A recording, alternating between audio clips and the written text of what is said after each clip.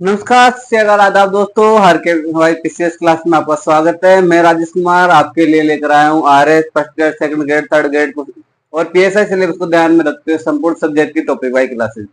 दोस्तों, हमारी आर के वाई पीसीएस क्लास में जो क्लासेस चल रही है उसमें राजस्थान पॉलिटी, राजस्थान क्लासेस करती और दर्शन शास्त्र की क्लासें हमने स्टार्ट कर दी है और धीरे धीरे जैसे ही कंप्लीट होती जाएगी क्लासें, हम अगली जो नेक्स्ट हमारा जो सब्जेक्ट होगा, जैसे इंडिया ज्योग्राफी होगा या फिर इंडिया हिस्ट्री होगा, तो उनकी क्लासेस हम स्टार्ट करने वाले हैं। तो हमारे इस आरकेवाई पीसीएस क्लास को शेयर कीजिए, सब्सक्राइब कीजिए, अपने दोस्तों के पास शेयर कीजिए ताकि ज्यादा से ज्यादा स्टूडेंट हमारे साथ जुड़ सके। दोस्तों, हमने पढ़ा था राजस्थान पॉलिटी में, तो हमने पढ़ा था राज्य विधानमंडल, राज्य विधानमंडल जिसमें हमने पढ़ा था कि राज्य विधानमंडल में कितने अंग होते हैं। तो हमने देखा था कि राज्य विधानमंडल में एक राज्यपाल या एक या दो सदनों के मेल से क्या बनता है, राज्य विधानमंडल बनता है। तो एक या दो सदन कौन से होते हैं? तो कई राज्य ऐसे हैं जिनमें हमने देखा कि विधानसभा होती है और कई राज्य ऐसे हैं जिसमें विधानसभा और विधान परिषद दोनों होती है। जिसमें विधानसभा और राज्यपाल के द्वारा विधानमंडल बनता है उसे कहते हैं एक सदनात्मक, और जिसके द्वारा जिस राज्य में राज्यपाल, विधानसभा और विधान परिषद के द्वारा विधानमंडल बनता है उसे कहते हैं द्विसदनात्मक। तो द्विसदनात्मक का मतलब है दो सदन, एक सदनात्मक का मतलब है एक सदन, यानी दो सदन होते हैं, राज्य विधानसभा और विधान परिषद। एक सदन होता है विधानसभा। तो ये देखा था हमने। इसके बाद में हमने देखा था आर्टिकल 168, जिसमें हमने देखा कि राज्य में एक विधानमंडल होगा। विधानमंडल के जो अंग होंगे वो कौन कौन से होंगे? राज्यपाल, विधानसभा और विधान परिषद। इसके बाद में देखा कि कौन कौन से राज्य में वर्तमान में विधान परिषद है। तो हमने देखा था कि जो 6 राज्य ऐसे हैं वर्तमान में भारत में जिनमें विधान परिषद का निर्माण हो रखा है।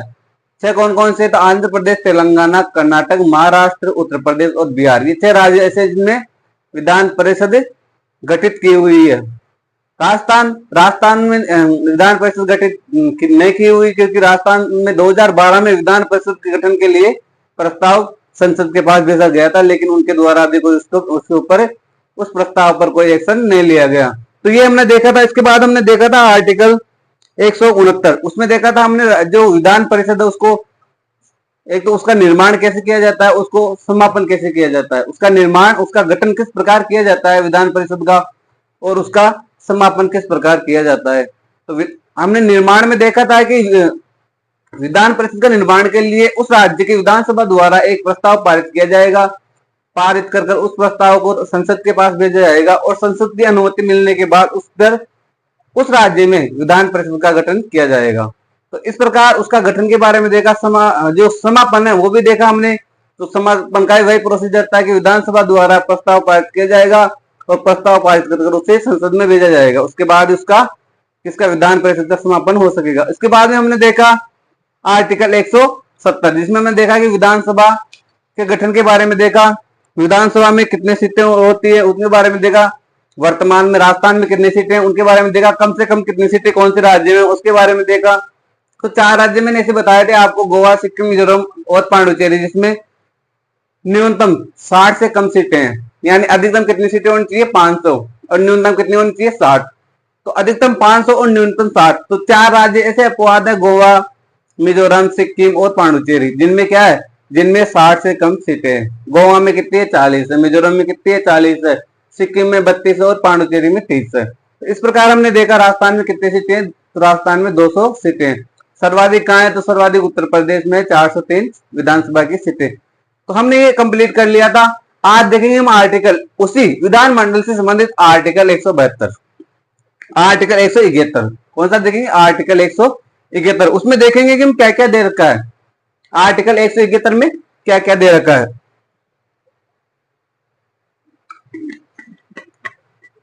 और किसके बारे में बताया गया है। आर्टिकल 171 में क्या दे रखा है और किसके बारे में बताया गया है।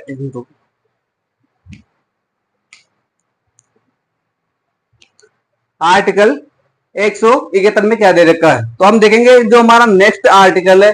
कल हमने देखा 168, 169 और 170। आज देखेंगे 171। तो आर्टिकल 171 राज्य विधानमंडल, राज्य विधानमंडल।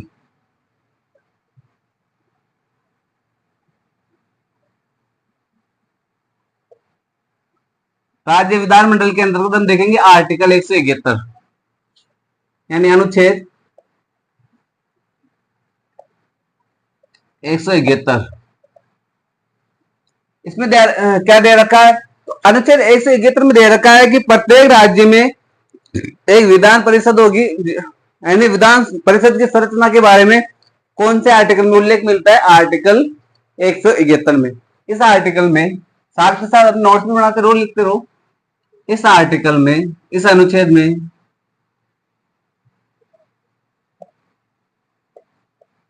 राज्य की विधान परिषद के बारे में, विधान परिषद की संरचना, विधान परिषद की संरचना का उल्लेख मिलता है, संरचना का उल्लेख मिलता है।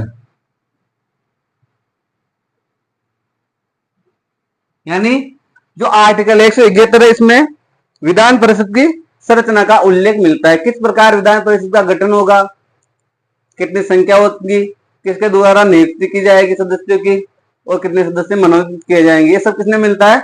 आर्टिकल 171 में। अब इसमें विधान परिषद में कितने सीटें होगी?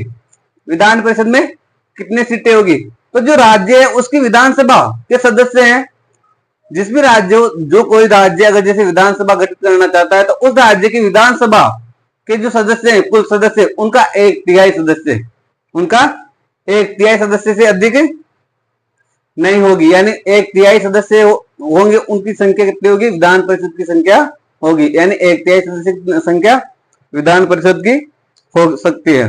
साथ ही जो न्यूनतम संख्या है वो कितनी रहेगी? तो न्यूनतम 40 से कम नहीं होगी।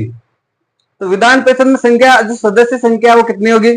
तो उस राज्य की, यानी संबंधित राज्य की विधानसभा के सदस्यों की संख्या का 1/3 संख्या, 1/3 संख्या। जैसे राजस्थान में 200 संख्या है, राजस्थान विधानसभा कितनी है? सीट है 200। तो 200 सीट की 1/3 सीट कितनी होगी? उतनी ही विधान परिषद की सदस्य संख्या हो सकती है। यानी विधान परिषद की सीटें हो सकती है।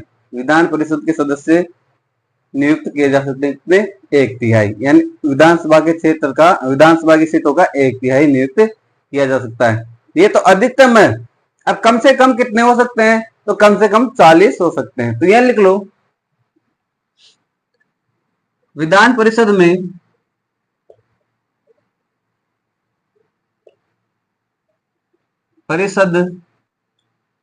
सदस्यों की संख्या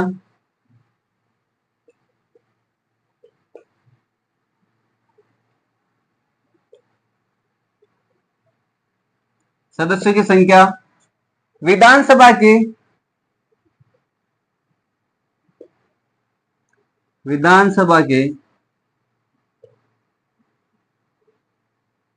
के सदस्यों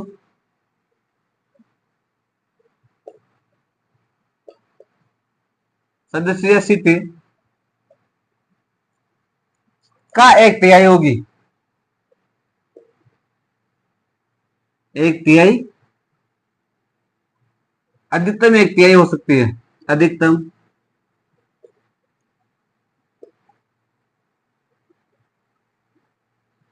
1/3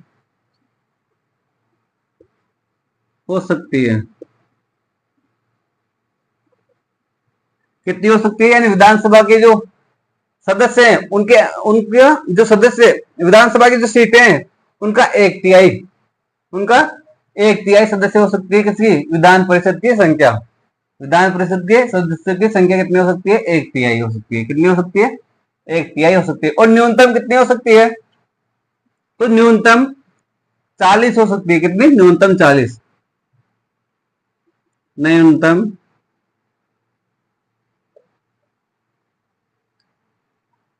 40 हो सकती है। न्यूनतम कितनी हो सकती है? न्यूनतम 40 हो सकती है। यानी विधान परिषद की सदस्यों की संख्या कितनी हो सकती है? 1/3। अधिक से अधिक कितनी हो सकती है? 1/3, जो कि किसके संबंधित होती है? विधानसभा के सदस्य से संबंधित होती है।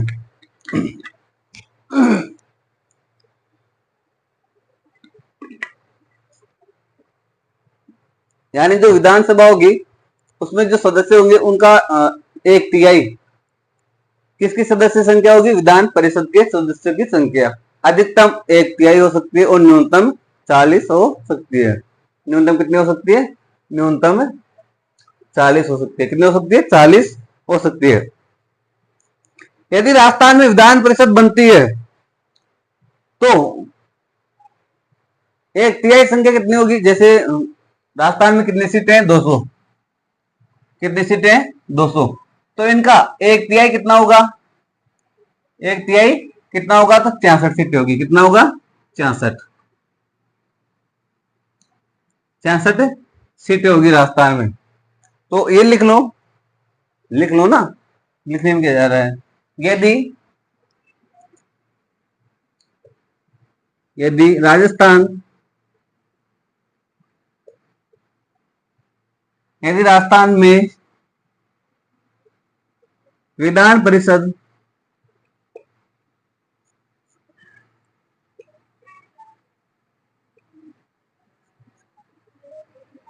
परिषद का गठन होता है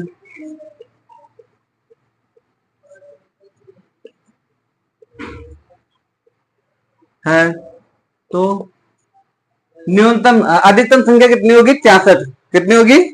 66। तो अधिकतम संख्या 66 होगी।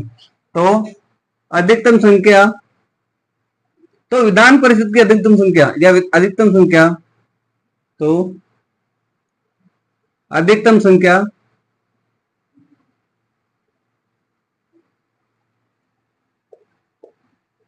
कितनी होगी? 66 होगी। यदि राजस्थान में विधान परिषद का गठन होता है तो उनकी संख्या कितनी होगी? सदस्यों की संख्या।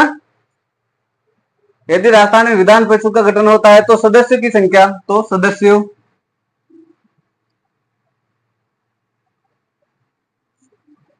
की अधिकतम संख्या, सदस्यों की अधिकतम संख्या कितनी होगी? 60 होगी। कितनी होगी? 66 होगी। कितनी होगी? 66 होगी। और क्या इसके बाद में? तो विधान परिषद के जो सदस्य होते हैं उनका निर्वाचन, विधान परिषद के सदस्यों का निर्वाचन किस रूप से होता है? तो विधान परिषद के सदस्यों का निर्वाचन अप्रत्यक्ष रूप से एकल संक्रमणीय पद प्रणाली से होता है। एकल संक्रमणीय मत प्रणाली से होता है विधानसभा का सदस्यों का निर्वाचन। विधानसभा सभा के सदस्यों का निर्वाचन, सदस्यों का निर्वाचन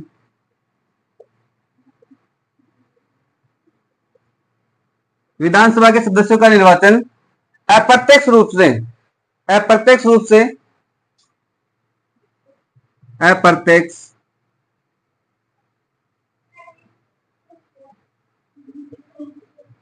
अप्रत्यक्ष रूप से एकल संक्रमणीय मत प्रणाली से होता है। एकल संक्रमणीय मत प्रणाली, एकल संक्रमणीय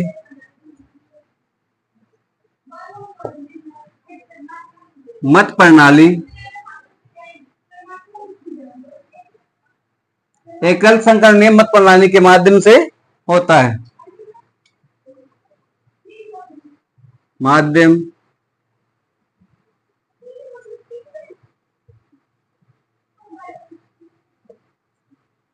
एकल संक्रमणीय मत प्रणाली के माध्यम से होता है। किसका चुनाव? विधान परिषद के सदस्यों का चुनाव किस प्रकार होता है? एकल संक्रमणीय मत प्रणाली पद्धति के द्वारा होता है, जो कि आर्टिकल 171(2) में दिया हुआ है। जो कि आर्टिकल कौन से में? आर्टिकल 171 में दिया गया है। आर्टिकल 171(2) में इसका उल्लेख है। किसका? सदस्यों के निर्वाचन का।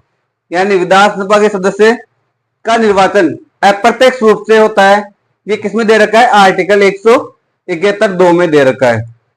यानी आर्टिकल का जो सब क्लोज 2 है उसमें, आर्टिकल 171 का सब क्लोज 2 है उसमें दे रखा है किसका? विधान परिषद के सदस्य का निर्वाचन उसमें दे रखा है। अब अनुच्छेद और देखते इसके आगे। ये तो हमने देखा 171 और हमने देखा 171(2), उसमें क्या दे रखा है? तो उसमें दे रखा है विधानसभा के सदस्यों का अप्रत्यक्ष रूप से निर्वाचन होता है। वो किसमें होता है? आर्टिकल 171 के सब क्लोज 2 में होता है। अब आर्टिकल 171 का जो 3 है उसमें क्या है? आर्टिकल 171 का जो 3 है उसमें क्या है?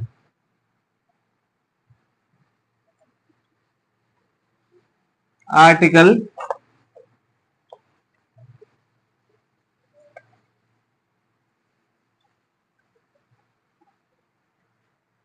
171 का जो 3 है उसमें, तो 171 में हमने देख लिया विधान परिषद। अब 102 में देखा हमने विधान परिषद के सदस्य का निर्वाचन किस प्रकार होता है? तो प्रत्यक्ष रूप से एकल संकरणीय मत प्रणाली से होता है। आर्टिकल 171(3) में क्या दे रखा है? तो आर्टिकल 171(3) में दे रखा है कि विधान परिषद के सदस्यों का निर्वाचन निर्वाचक मंडल के द्वारा होगा, जिसमें सदस्य किस प्रकार से भाग लेते हैं वो हम देखते हैं आगे। यानी जो विधान परिषद के सदस्य हैं उनका निर्वाचन किस प्रकार होता है वो आर्टिकल 171(3) में दे रखा है। तो विधान परिषद के सदस्यों का निर्वाचन किसके द्वारा होगा? निर्वाचन मंडल के द्वारा किया जाएगा। इसमें विधान परिषद के सदस्यों का निर्वाचन किसके द्वारा होगा? निर्वाचन मंडल के द्वारा होगा। निर्वाचन मंडल के द्वारा होगा। किसके द्वारा होगा? निर्वाचन मंडल के द्वारा होगा। किसका? विधान परिषद के सदस्यों का निर्वाचन निर्वाचन मंडल के द्वारा होगा। यानी जो हमने देखा है कि जो विधान परिषद है उसकी कुल संख्या कितनी होगी? एक तिहाई होगी। विधानसभा के 1/3 होगी। विधान परिषद के सदस्यों की संख्या होगी 1/3। विधान परिषद के सदस्यों की संख्या कितनी होती है? विधानसभा के सदस्यों की संख्या के 1/3 होती है। 1/3 सदस्यों में से नगर पालिका, जिला बोर्ड और स्थानीय जनप्रतिनिधि संस्थाओं द्वारा चुने जाते हैं। कौन से? 1/3 सदस्य। किसके द्वारा? यानी 1/3 विधान परिषद में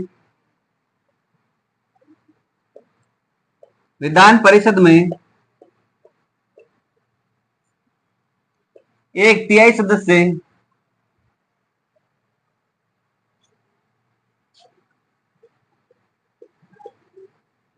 नगर पालिका,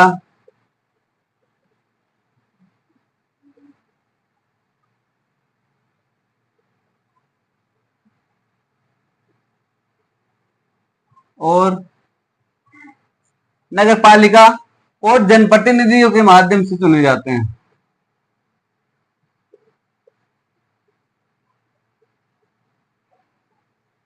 नगर पालिका और जिला बोर्ड और अन्य स्थानीय जनप्रतिनिधियों के माध्यम से चुने जाते हैं। नगर पालिका और या फिर नगर पालिका, जिला बोर्ड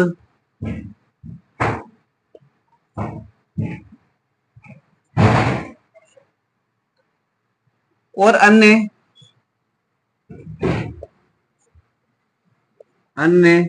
स्थानीय जनप्रतिनिधियों के माध्यम से चुने जाते हैं।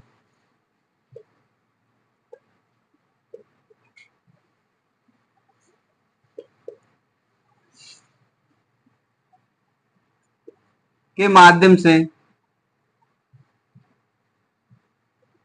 चुने जाते हैं। चुने जाते हैं। इस प्रकार 1/3 सदस्यों का क्या होता है? निर्वाचन होता है। किस प्रकार? 1/3 सदस्यों में नगर पालिका से सदस्य चुने जाते हैं, जिला बोर्ड से चुने जाते हैं, और उसके साथ साथ जो अन्य स्थानीय जनप्रतिनिधि संस्थाएं हैं, अन्य स्थानीय या अन्य स्थानीय जनप्रतिनिधि है, उनके द्वारा भी उन्हें चुने जाते हैं। अन्य स्थानीय जनप्रतिनिधियों कर लो, चाहे जनप्रतिनिधि या प्रतिनिधि संस्थाएं कर लो, प्रतिनिधि संस्थाएं कर लो, स्थानीय प्रतिनिधि संस्थाएं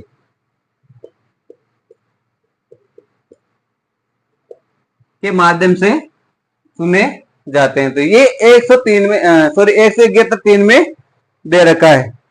क्या दे रखा है कि जो एक तिहाई सदस्य होते हैं उनका निर्वाचन किस प्रकार होगा।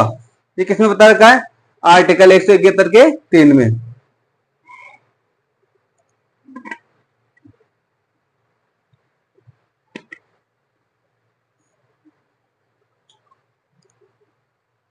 और क्या दे रखा है, तो जो एक तिहाई सदस्य हैं, एक तिहाई सदस्य हैं, तो वो सदस्य विधानसभा के उन सदस्यों में से चुने जाएंगे जो कि विधानसभा के वर्तमान में सदस्य नहीं है। यानी ऐसे सदस्य जो कि विधानसभा के सदस्य नहीं है, उनमें से एक तिहाई सदस्य चुने जाएंगे, उनमें से एक तिहाई सदस्य चुने जाएंगे। एक तिहाई सदस्य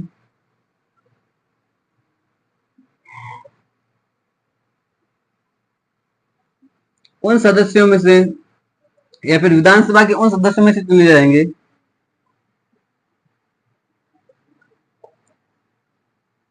विधानसभा के उन सदस्यों में से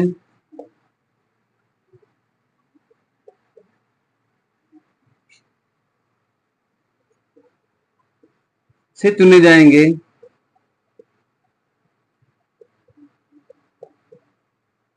जो कि वर्तमान विधानसभा के सदस्य नहीं है।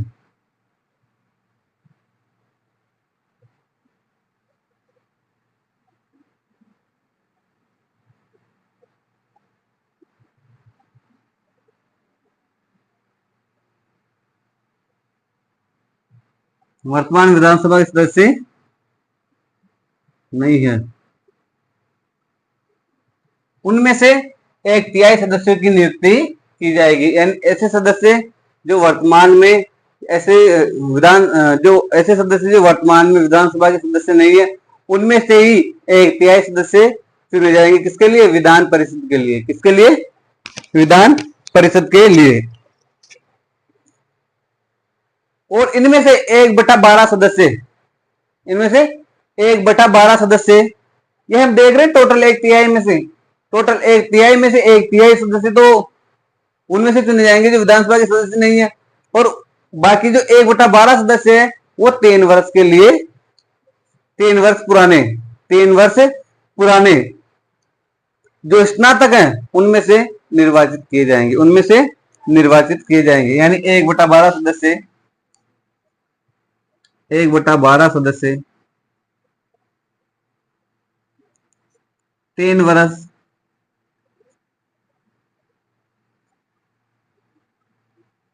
पुराने स्नातकों में से निर्वाचित किए जाएंगे।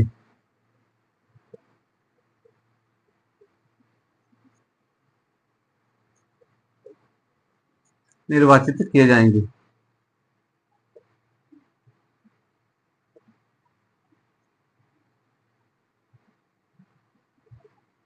किए जाएंगे, किए जाएंगे। किनमें से, जो 3 वर्ष पुराने, जिन्होंने 3 वर्ष पहले स्नातक की हुई है, उनमें से 1/12 सदस्य निर्वाचित किए जाएंगे। इसके बाद में 1/12 सदस्य, यानी ये 1/12 हो गए। अब 1/12 सदस्य बाकी बचे, 1/12 सदस्य वो माध्यमिक विद्यालय और महाविद्यालय के 3 वर्षों से शिक्षारत अध्यापकों द्वारा निर्वाचित किए जाएंगे। यानी 1/12 सदस्य, 1/12 सदस्य माध्यमिक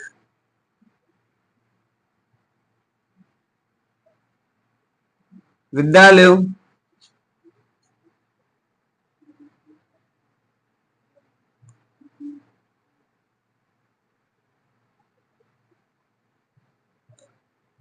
1/12 सदस्य माध्यमिक विद्यालयों और महाविद्यालयों से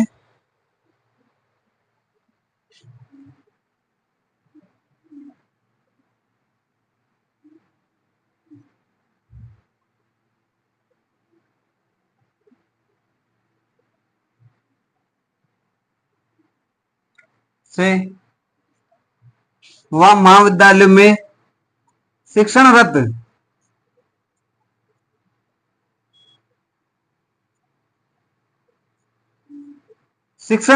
अध्यापकों में से निर्वाचित किए जाएंगे।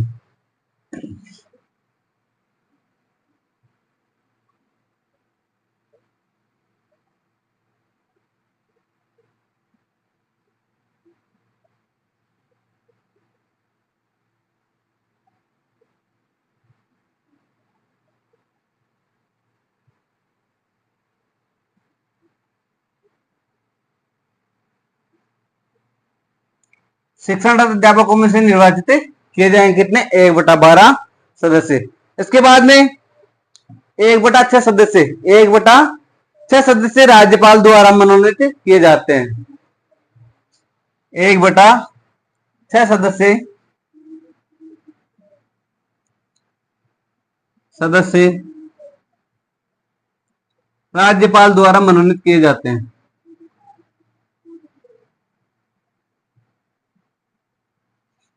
राज्यपाल द्वारा मनोनीत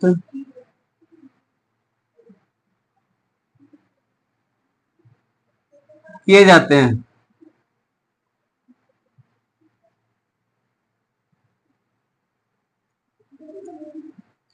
यानी 1/6 सदस्य किसके द्वारा? राज्यपाल के द्वारा मनोनीत किए जाते हैं। तो ये टोटल जो विधान परिषद है उसकी सदस्यों की संख्या हो गई कितनी? 1/3 सदस्यों में से 1/3 सदस्यों में से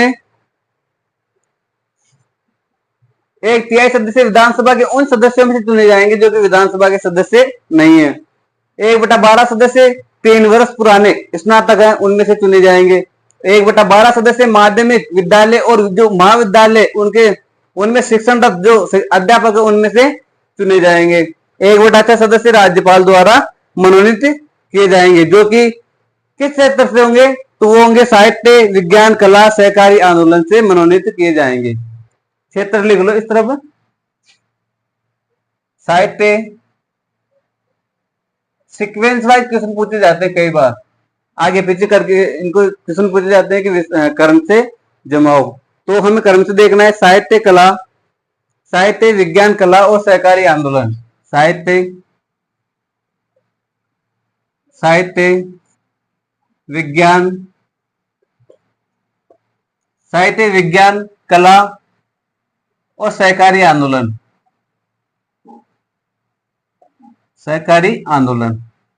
तो इन क्षेत्रों से राज्यपाल द्वारा 1/6 सदस्य मनोनीत किए जाएंगे। किसमें? विधान परिषद में।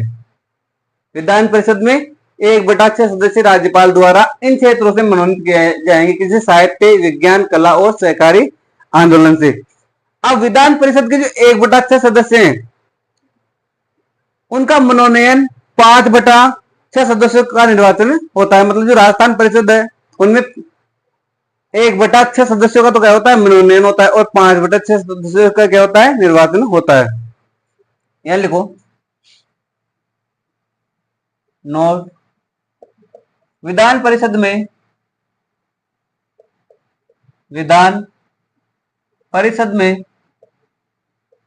1/6 सदस्यों का मनोनयन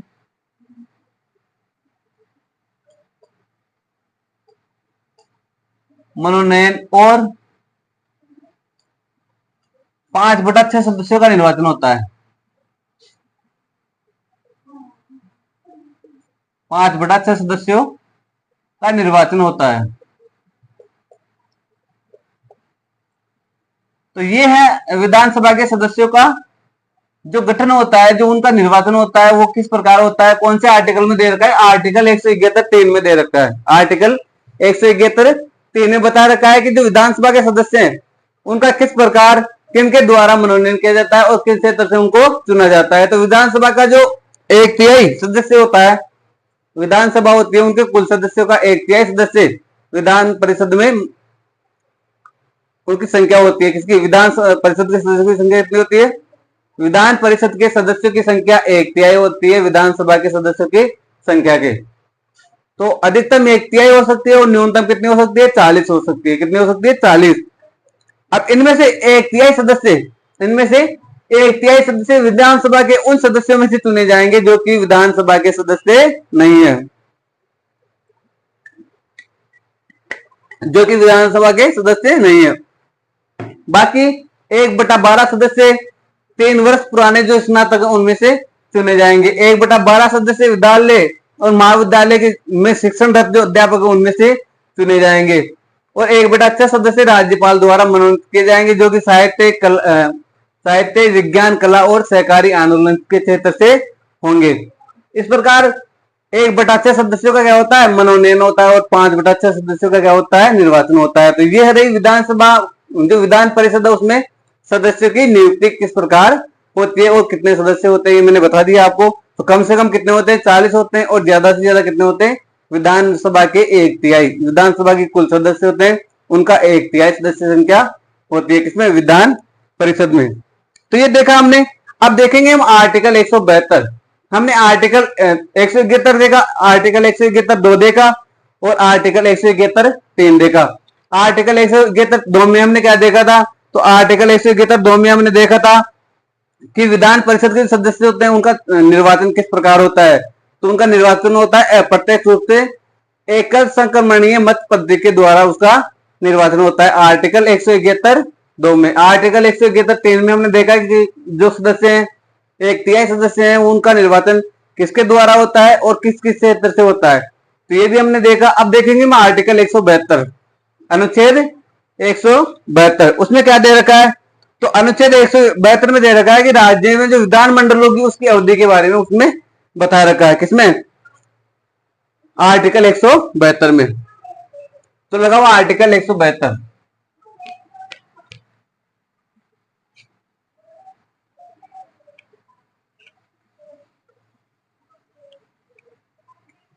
अनुच्छेद 172।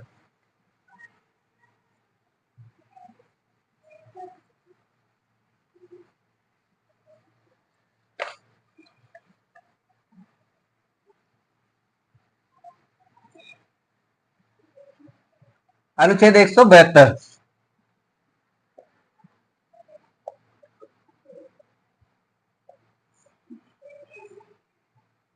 अनुच्छेद 172 इसमें क्या दे रखा है? तो इसमें दे रखा है राज्य के विधानमंडल की अवधि। क्या दे रखा है? राज्य के विधानमंडलों की अवधि।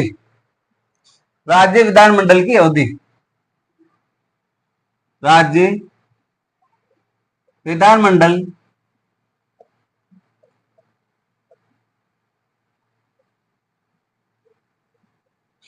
की अवधि।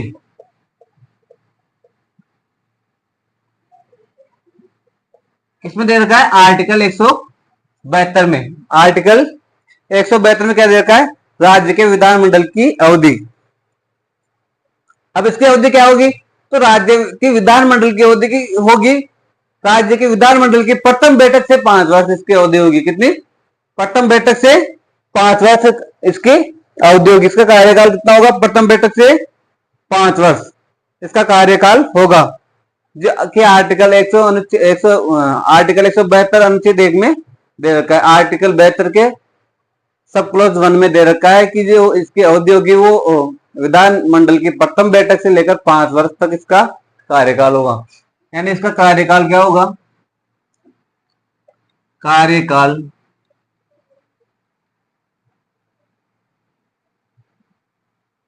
इसका कार्यकाल होगा विधानमंडल की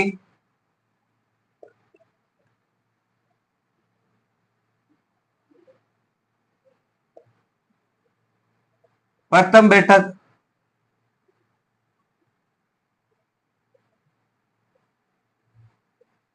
से 5 वर्ष।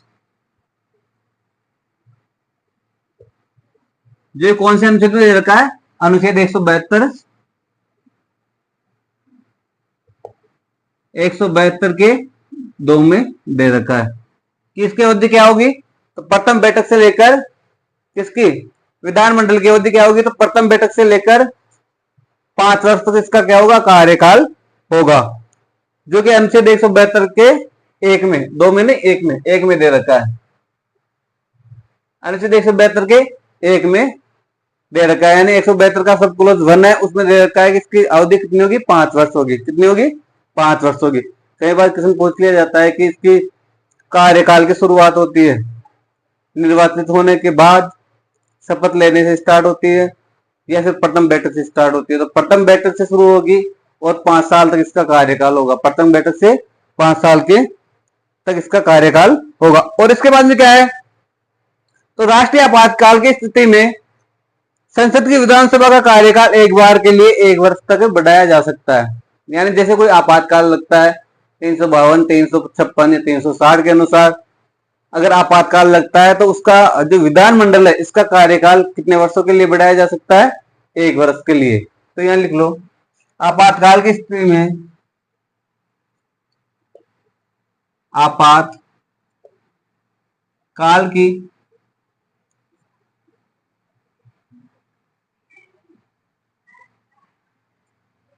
स्थिति में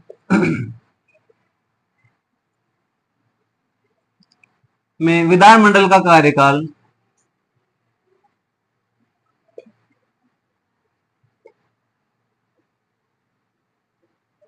विधानमंडल का कार्यकाल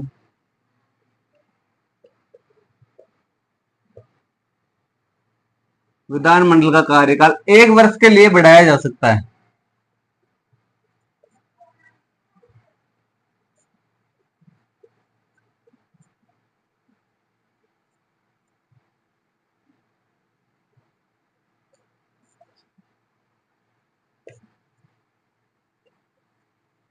एक वर्ष के लिए बढ़ाया जा सकता है। अगर राज्य में किसी प्रकार कोई आपातकाल लगता है तो उसमें विधानमंडल का कार्यकाल 1 वर्ष के लिए बढ़ाया जा सकता है। कई बार क्वेश्चन पूछा हुआ है कि विधान आपातकाल के समय विधानमंडल का कार्यकाल कितना बढ़ाया जा सकता है, 1 वर्ष, 2 वर्ष, 3 वर्ष या 4 वर्ष। तो 1 वर्ष के लिए बढ़ाया जा सकता है। ये इसके कई बार क्वेश्चन पूछ लेता है, तो इसमें उत्तर क्या करना है, 1 वर्ष। क्या करना है, 1 वर्ष करना है। अब ये भी देख लो कि कौन सी विधानसभा, जब ये प्रावधान दे रखा है तो हो सकता है कभी कार्यकाल बढ़ाया गया हो, तो कौन सी विधानसभा जिसमें कार्यकाल बढ़ाया गया, तो 5वीं विधानसभा में कार्यकाल 1 वर्ष के लिए बढ़ाया गया था। नोट लगा के लिख लो,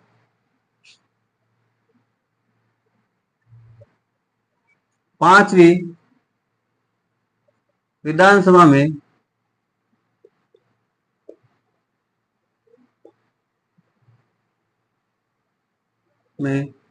कार्यकाल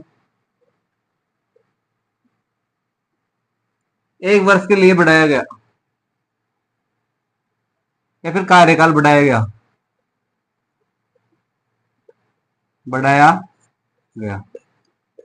कौन सी विधानसभा में, 5वीं विधानसभा में कार्यकाल आपातकाल के दौरान कार्यकाल क्या हुआ, बढ़ाया गया।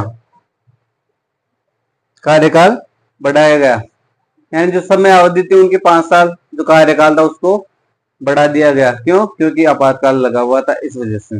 अब देखते इसके बाद में, तो अनुच्छेद 171 में तो हमने ये देख लिया। अब देखते हैं अनुच्छेद 171(2), 172(2), 71 नहीं 72 का सब क्लॉज 2। इसमें क्या दे रखा है,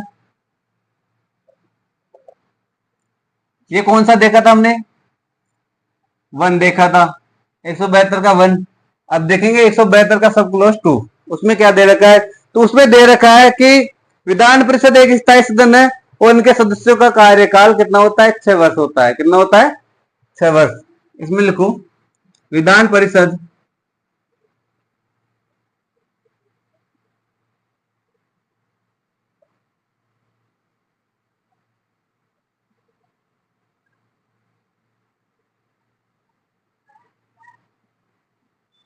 एक स्थायी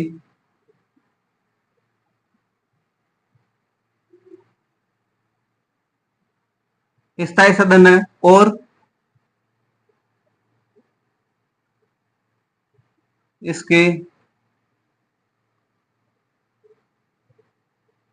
सदस्यों का कार्यकाल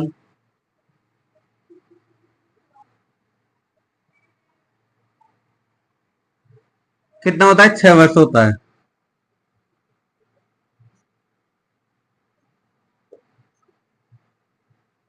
यानी विधान परिषद एक स्थायी सदन और इसके सदस्यों का कार्यकाल कितना होता है? 6 वर्ष होता है। जबकि प्रत्येक 2 वर्ष के बाद एक तिहाई सदस्य होते हैं, उनको क्या करते हैं? उनको सेवानिवृत्त हो जाते हैं। मतलब वो जो एक तिहाई सदस्य है वो क्या हो जाते हैं? वो रिटायर हो जाते हैं। प्रत्येक 2 वर्ष बाद एक तिहाई सदस्य सेवानिवृत्त होते हैं और उनके स्थान पर नए सदस्य आते हैं। तो लिख लो, प्रत्येक 2 वर्ष बाद। ये क्वेश्चन आया हुआ है कई बार कि कितने वर्ष बाद एक तिहाई सदस्य रिटायर होते हैं या सेवानिवृत्त होते हैं? तो प्रत्येक 2 वर्ष बाद। प्रत्येक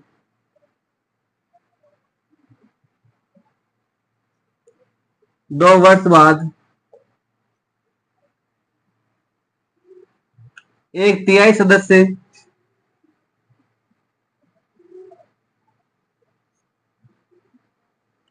सेना निवृत्त होते हैं और उनके स्थान पर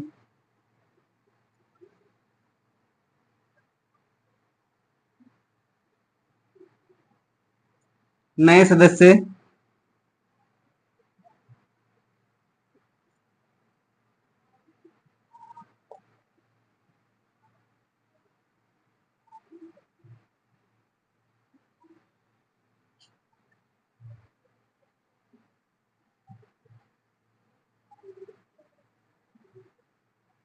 आते हैं। मतलब प्रत्येक 2 वर्ष बाद कितने सदस्य सेवानिवृत्त होते हैं? एक तिहाई सदस्य। कितने? एक तिहाई सदस्य। और उनके स्थान पर दूसरे सदस्य आ जाते हैं।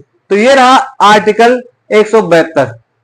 आर्टिकल 172। अब हम देखते हैं आर्टिकल 173। एक मिनट।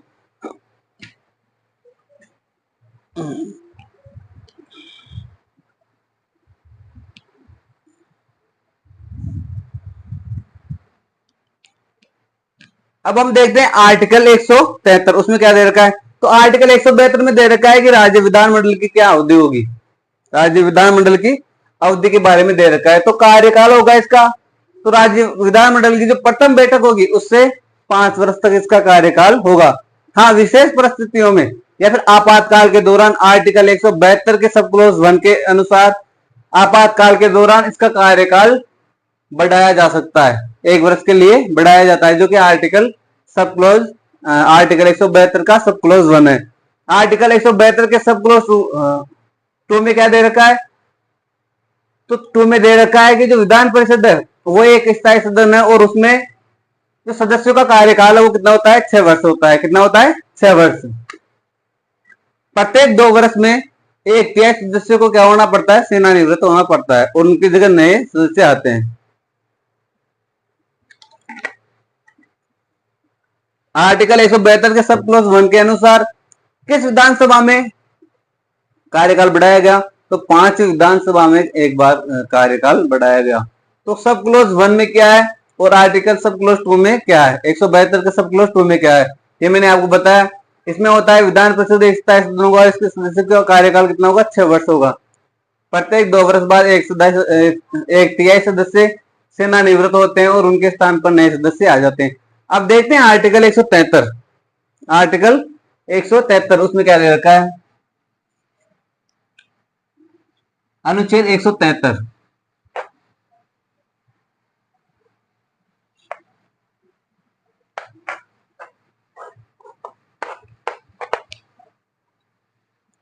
अनुच्छेद 173।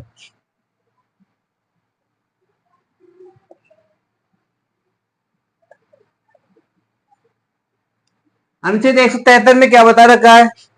तो जो अनुच्छेद 173 है इसमें विधानमंडल के सदस्य हैं उनकी योग्यताओं के बारे में बता रखा है। विधानमंडल के सदस्यों की योग्यताओं के बारे में। विधानमंडल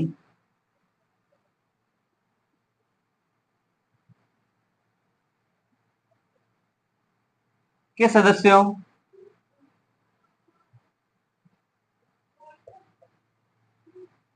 विधानमंडल के सदस्यों की योग्यताएं।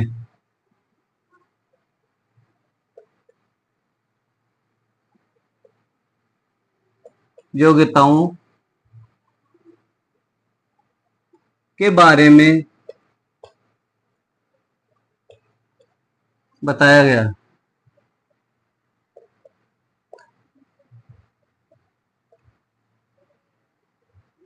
क्या क्या योग्यताएं होगी उनकी?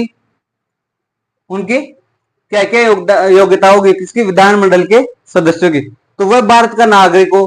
पहले कौन सी होगी? वह भारत का नागरिक हो।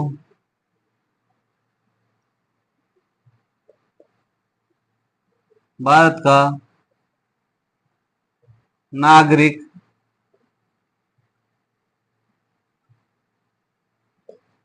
ये इसकी क्या है? ये इसकी पहली योग्यता है। कौन सी? कि वह भारत का नागरिक हो और वह 25 वर्ष की आयु पूर्ण कर चुका हो। वह 25 वर्ष की आयु पूर्ण कर चुका हो। वह 25 वर्ष की आयु पूर्ण कर चुका हो।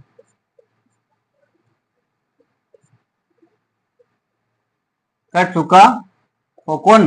जो सदस्य निर्वाचित होता है वो 25 वर्ष की आयु पूर्ण कर चुका हो। वह पागल या दिवालिया घोषित नहीं हो। वह पागल या दिवालिया घोषित नहीं हो।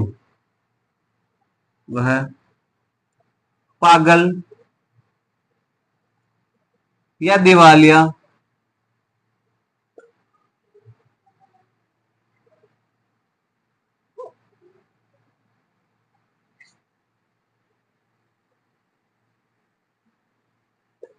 पागल या दिवालिया घोषित नहीं हो। कौन?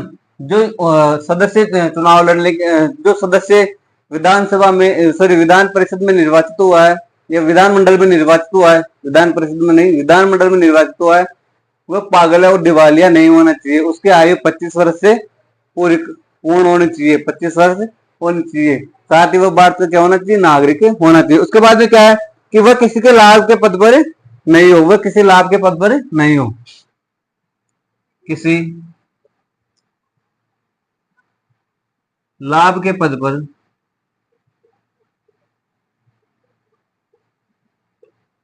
न हो। यानी वह लाभ के पद पर न हो। कोई भी ऐसा पद नहीं होना चाहिए जिसके ऊपर उसकी नियुक्ति की गई हो या वो लाभ के पद के अंतर्गत आता हो, तो वो विधानमंडल के लिए निर्वाचित नहीं हो सकता। विधानमंडल की योग्यताओं के लिए वो एलिजिबल नहीं है। तो इसकी ये अलग अलग क्या थी योग्यताएं? कौन कौन सी? वह भारत का नागरिक हो, वह 25 वर्ष की आयु पूर्ण कर चुका हो और वह पागल या दिवालिया घोषित नहीं हुआ हो, वह किसी लाभ के पद पर नहीं हुआ हो। तो आर्टिकल 173 के अनुसार ये इसकी योग्यता थी। अब देखते हैं कि आर्टिकल 173 के अनुसार इसकी अहर्ताएं बताई गई है। क्या बताई गई है? अहर्ताएं। वो क्या क्या है? उसकी विधान परिषद की हमने देखी, विधानमंडल की। अब देखते हैं विधान परिषद की क्या क्या योग्यताएं हैं। इसके साथ देखते हैं विधान परिषद की योग्यताएं जो कि आर्टिकल 173 में ही बताई गई है। विधान परिषद की योग्यताएं। योग्यताएं क्या क्या है? विधान परिषद की योग्यताएं क्या क्या है? तो उसकी योग्यता है कि वह भारत का नागरिक हो। ये तो है ही सेम कि भारत का नागरिक होना चाहिए। भारत का नागरिक हो। भारत का नागरिक हो। उसके बाद में उसकी आयु कम से कम 30 वर्ष हो। कितनी? कम से कम 30 वर्ष, यानी कम से कम 30 वर्ष की आयु पूर्ण कर चुका हो। कम से कम 30 वर्ष की आयु पूर्ण कर चुका हो।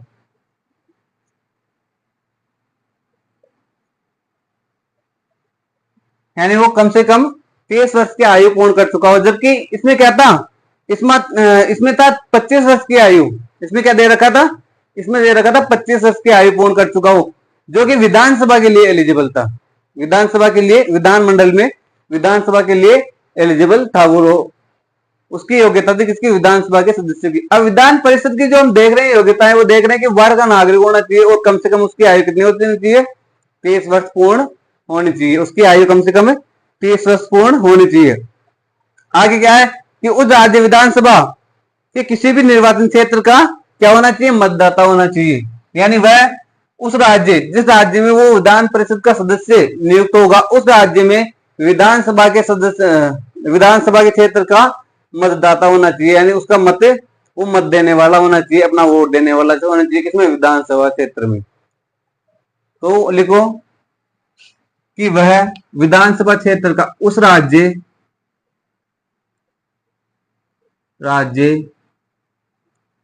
के विधानसभा क्षेत्र का मतदाता होना चाहिए, के विधान सभा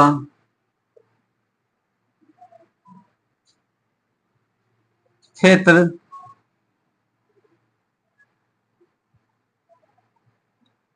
का मतदाता होना चाहिए, मतदाता होना चाहिए।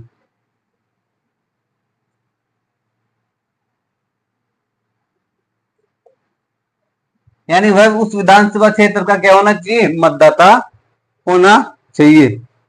संसद द्वारा घोषित अयोग्य व्यक्ति को सदस्य नहीं चुना जाएगा। यानी संसद के द्वारा उसे अयोग्य घोषित नहीं किया जाना चाहिए। यानी वह संसद द्वारा अयोग्य घोषित न हो, वह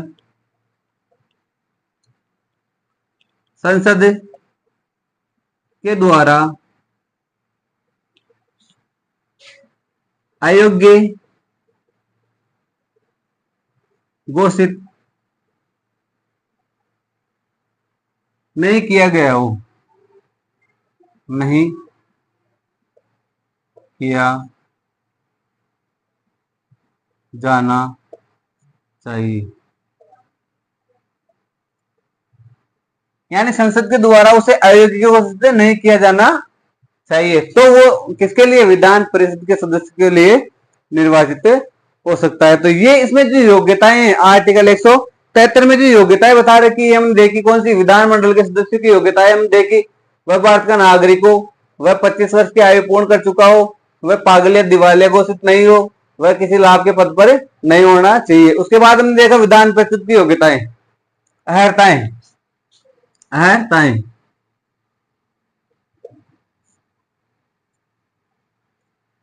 तो इसमें देखा हमने कि वो भारत का क्या होना चाहिए, नागरिक हो, वह भारत का नागरिक हो, उसकी आयु कम से कम कितनी होनी चाहिए, 23 वर्ष पूर्ण होनी चाहिए।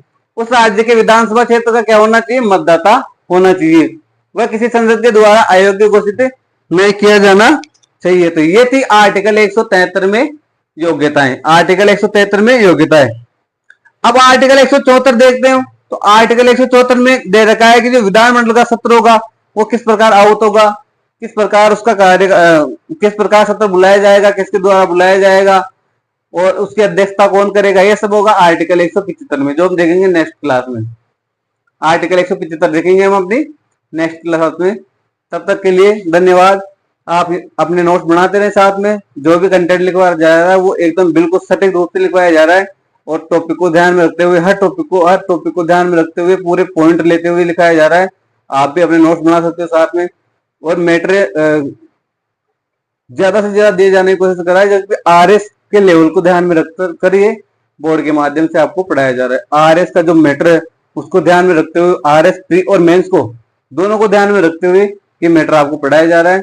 तो अपने दोस्तों के पास शेयर करें, आर के आईपीसीएस क्लास को लाइक करें, सब्सक्राइब करें और अपने दोस्तों के पास शेयर करें। ज्यादा से ज्यादा स्टूडेंट को जोड़ने की कोशिश करें। आपने इतनी देर हमें सुना, उसके लिए आपको धन्यवाद। यूं ही पढ़ते रहे, मेहनत करते रहे, आपको अवश्य अपने लक्ष्य की प्राप्ति होगी। बड़ों का सम्मान करें, छोटों को प्यार दें और अपना व्यक्तित्व इस प्रकार विकसित करें कि महिलाएं आपके साथ सुरक्षित और सम्मानित महसूस करें। तब तक के लिए धन्यवाद।